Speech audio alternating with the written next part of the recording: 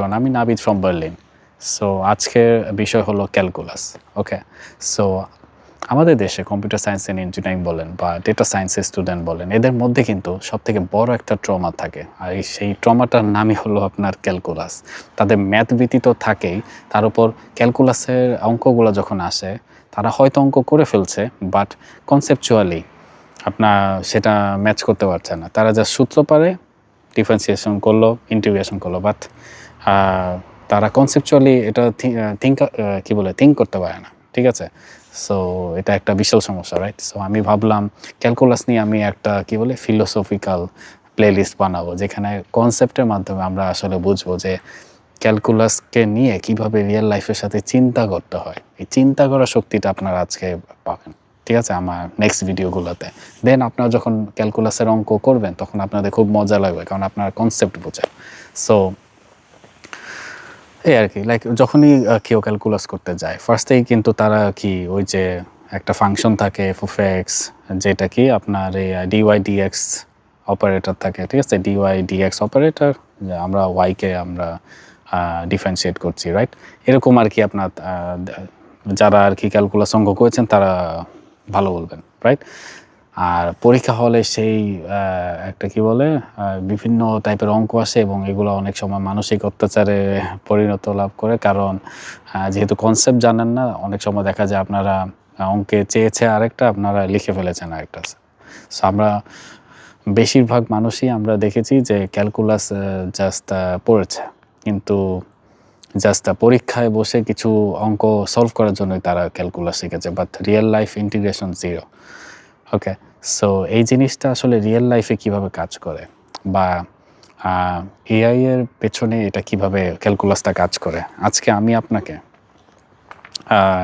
সেই দিক নির্দেশনাগুলাই দিব। ওকে, লাইক আপনি যদি ক্যালকুলাসের পেছনে আসল যেই ফিলোসফিটা সেটা যদি আপনারা বুঝতে পারেন, তাহলে আপনি আসলে একজন ভালো প্রপার ডেটা সায়েন্টিস্ট বা মেশিন লার্নিং ইঞ্জিনিয়ার হতে পারবেন। কারণ এই ক্যালকুলাসের নলেজ ছাড়া আপনি এগুলো ইন্টারপ্রেট করতে পারবেন না। চ্যাট জিপিটি থেকে শুরু করে যে কোনো আপনারা নিউরাল নেটওয়ার্কের কথা বলেন, একদম ভিতরের যেই হার্টবিটটা আছে, সেটা কিন্তু আর কিছুই না, সেটা হলো just pure calculus. But good news হলো যে আজকে আমরা কোনো খাতা কলম টাচ করবো না। ওকে, আমরা পুরা একটা ম্যাথমেটিক্যাল ইকুয়েশন ছাড়াই, আমরা কোনো রকম ম্যাথমেটিক্যাল ইকুয়েশন ছাড়াই আমরা কনসেপচুয়ালি বোঝার ট্রাই করবো, এবং আমি কোনো ফিগারও দেখাবো না, জাস্ট আমরা আড্ডার মাধ্যমে ক্যালকুলাসের ফিলোসফিটা বোঝার ট্রাই করবো, একদম জিরো ম্যাথ বলতে পারেন। ওকে, সো আপনি যেন চোখ বন্ধ করে আপনার ফিল করতে পারেন ক্যালকুলাস আসলে কি, এবং কেন এটা ছাড়া পুরা এআই ইন্ডাস্ট্রি লাইক এক সেকেন্ডও চলতে পারবে না। So let's dive in. So calculus কি সেটা বোঝার আগে আপনাকে বুঝতে হবে আমাদের মহাবিশ্বে ডেটার যে প্যাটার্ন আছে সেটা কীরকম। আমরা ছোটোবেলা থেকে যে পাটিগণিত বা জ্যামিতি পড়ে এসেছি, সেগুলোকে বলা হয় কি স্ট্যাটিক ম্যাথমেটিক্স, রাইট? স্থির গণিত। আর এই স্থির গণিত কী করে সেটা আপনারা অলরেডি পড়েছেন। ফর এক্সাম্পল ধরেন একটা ট্রায়াঙ্গেলের এরিয়া বাই করবেন, ওকে, ক্ষেত্রফল বের করবেন, বা একটা রেক্টাঙ্গুলারের এরিয়া কত সেটা বের করবেন, রাইট? সেটা মেপে দেয় ডিরেক্ট ট্রায়াঙ্গেল, রেক্টাঙ্গেল, ট্রাপোজিয়াম, যেটাই আপনি পান, রাইট? অর্থাৎ যে জিনিসটা স্থির দাঁড়িয়ে আছে বা লেটস সে নড়াচড়া করছে না, তার হিসাব করার জন্য একটা ট্র্যাডিশনাল ম্যাথ আছে, যেটা মাধ্যমে আমরা সলিউশন করি। কিন্তু সমস্যাটা কি চিন্তা করেন, আমাদের রিয়েল লাইফে কোনো ডেটাই কি স্থির আছে? চিন্তা করে দেখেন, একদমই না, রাইট? আমাদের হার্টবিট প্রতি মিলি সেকেন্ডে কিন্তু পাল্টাচ্ছে, রাইট? স্টক মার্কেটের গ্রাফ প্রতি সেকেন্ডে কিন্তু সেটা ওঠানামা করছে, right? Up and down, back and fourth এরকম হয়েই চলছে। সো একটা রকেট যখন মহাকাশে যাচ্ছে, লেটসে তার স্পিড আর ফুয়েলের পরিমাণ লেটসে প্রতি সেকেন্ডে কিন্তু চেঞ্জ হচ্ছে, রাইট? এই যে আপনার কন্টিনিউয়াসলি বদলে যাওয়া যে পৃথিবীটা আমরা দেখছি, এটাকে মাপার জন্য আমাদের দরকার একটা নতুন একটা ল্যাঙ্গুয়েজ, যাকে আমরা বলি কি যাকে আমরা বলি পরিবর্তনের ভাষা লেটস সে। আর এই পরিবর্তনের ভাষার যে নাম, সেই ভাষার নামটা হচ্ছে ক্যালকুলাস। ওকে, সো যদি বলি, মনে করেন আপনি আপনার বারান্দায় দাঁড়িয়ে আছেন, আপনার সামনে রাস্তার মোড়ে একটা গাড়ি পার্ক করা আছে, রাইট?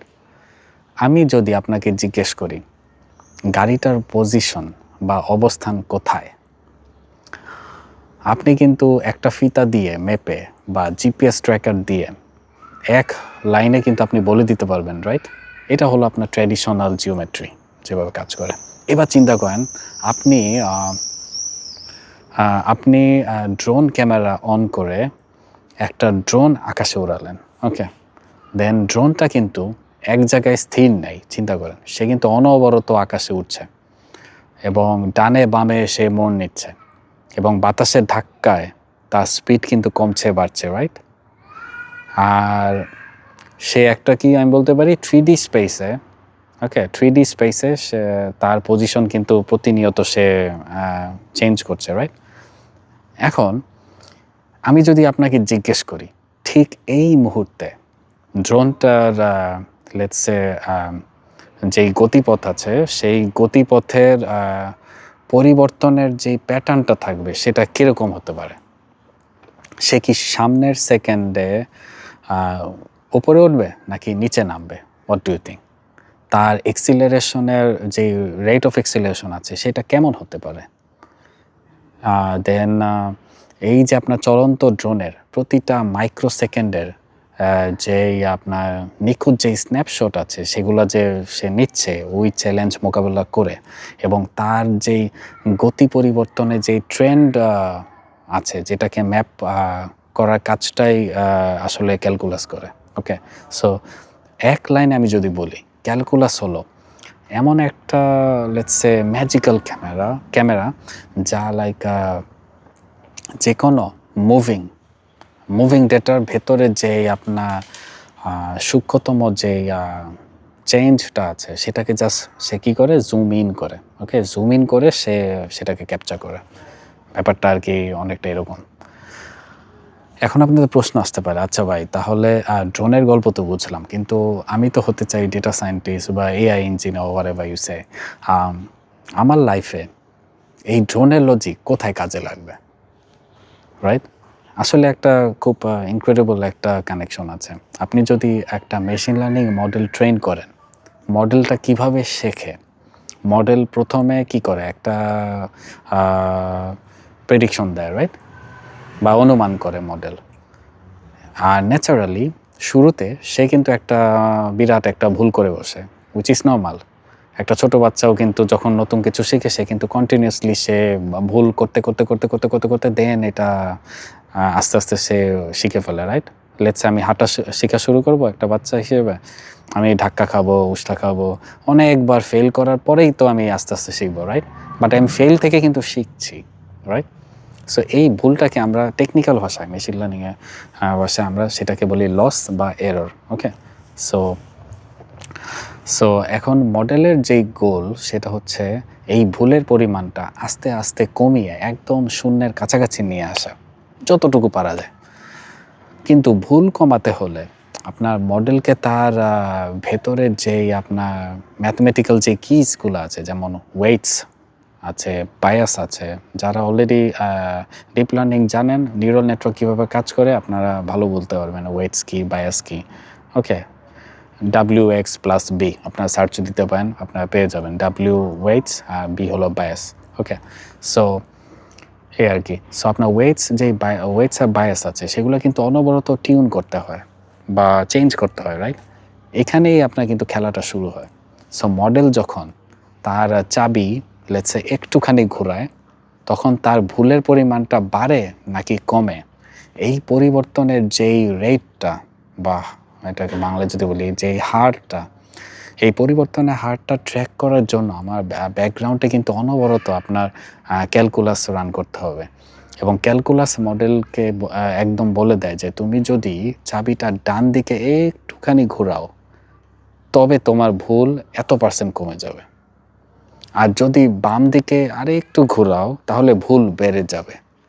সো আপনি চ্যাটজিপিটিকে যখন একটা লেটস সে প্রম্পট লিখছেন, সে যে একটার পর একটা শব্দ জেনারেট করছে ফর এক্সাম্পল, এই প্রতিটা শব্দ চুজ করার ব্যাকগ্রাউন্ডে কোটি কোটি বার এই যে আপনার রেট অফ যেই চেঞ্জটা আছে বা ক্যালকুলাসের যে লজিক এখানে প্রসেস হচ্ছে, এটা কিন্তু অনেকেই জানে না।